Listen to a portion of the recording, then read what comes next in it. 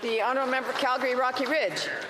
Madam Speaker, after 8 years, this NDP Liberal government is going to raise the tax on beer, wine and spirits again on April 1st for the 8th year in a row. Wow. Most Canadians can barely afford to eat, heat and house themselves, and we know that this Prime Minister is not worth the cost, but our brewers, vintners and distillers know that this government is harming their industries. Yes, they are. For once, will they cancel this year's undemocratic automatic tax increase and bring back happy hour for Canadians? Hear, hear.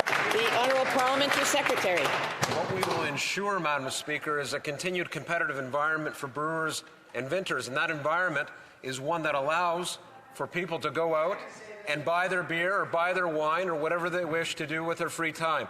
In this country, we want to ensure continued success. And what do we see?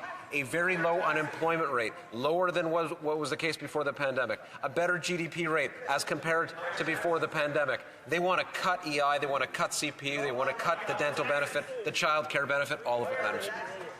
The honourable member for Calgary Rocky Ridge. The Parliamentary Secretary wants to help Canadians and help industry by raising their taxes 8 years in a row. Canada's taxes on beer, wine and spirits are already among the highest in the entire world.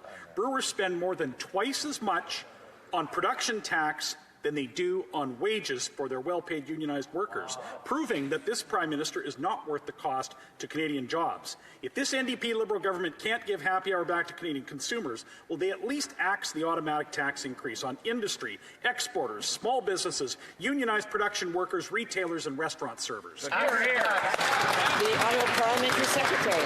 As I said, Madam Speaker, we will continue to do everything we can to ensure a competitive environment for brewers, for the vintner sector, and for all Canadian businesses. But it's interesting, the member talks about unions. That's what stood out in his question. The Conservative Party is the party of unions all of a sudden? I couldn't think of anything less true. Throughout their tenure in office from 2006 to 2015, they did everything they could to make sure that unions had no power, no role in this country's decision-making. We've engaged in unions, we've engaged with labor, we'll continue to do exactly that.